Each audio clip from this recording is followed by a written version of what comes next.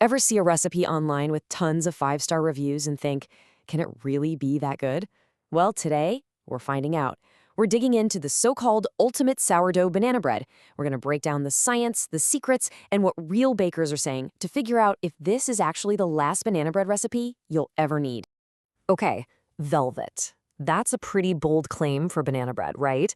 But that is exactly what the creator, Emily Rafa, promises. And hey, with over 400 5-star reviews, you gotta think she's onto something. So what is the secret to this legendary texture? Let's dig in.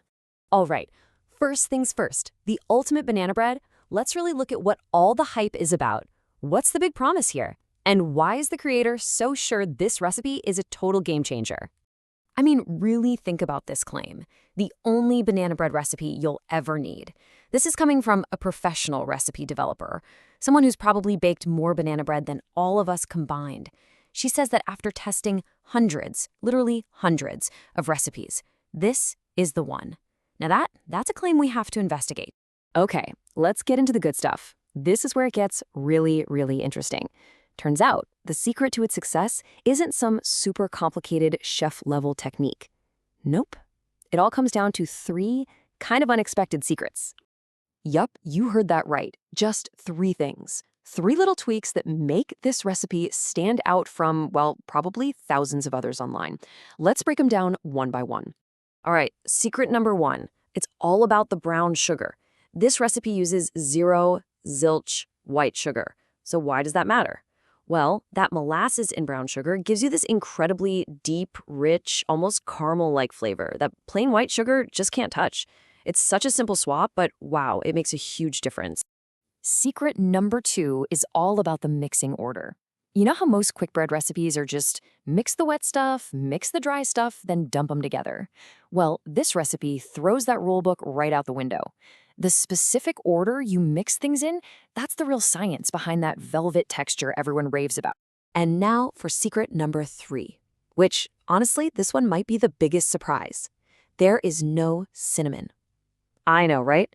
Banana bread without cinnamon, it sounds almost wrong, but it's a totally deliberate choice.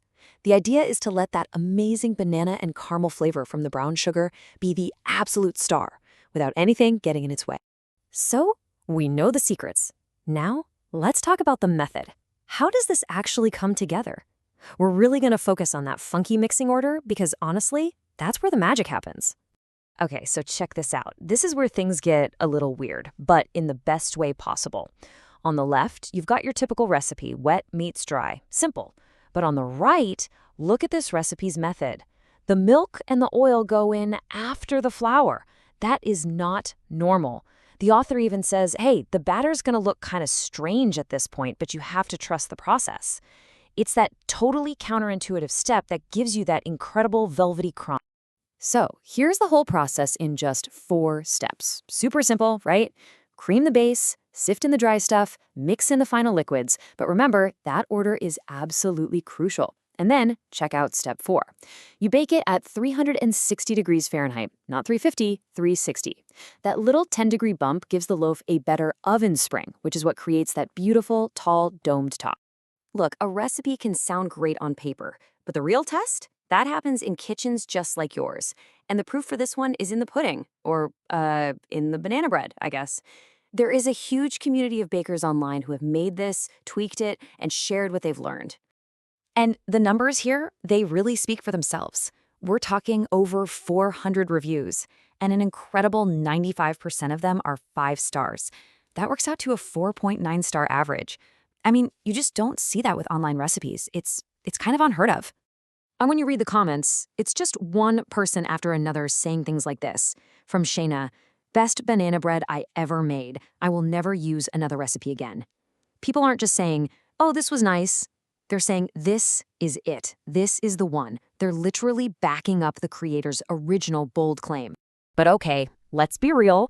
It doesn't always go perfectly. We got to talk about the number 1 problem people run into. A bunch of bakers flagged the exact same issue.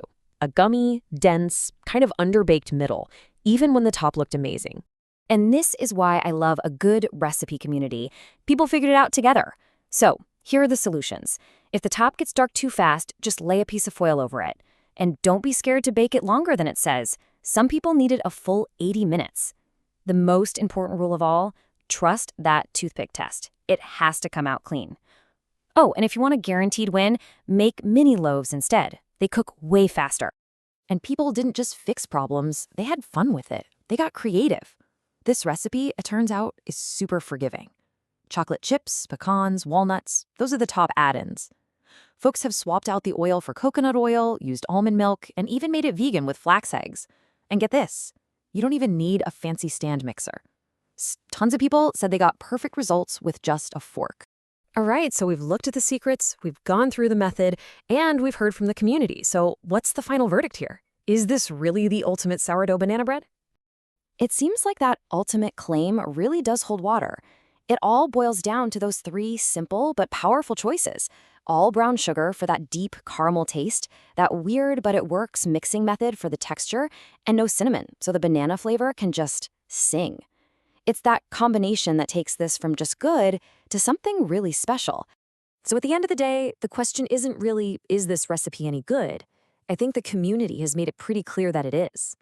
The only real question left is, now that you know all the secrets and all the tricks, are you ready to give it a try?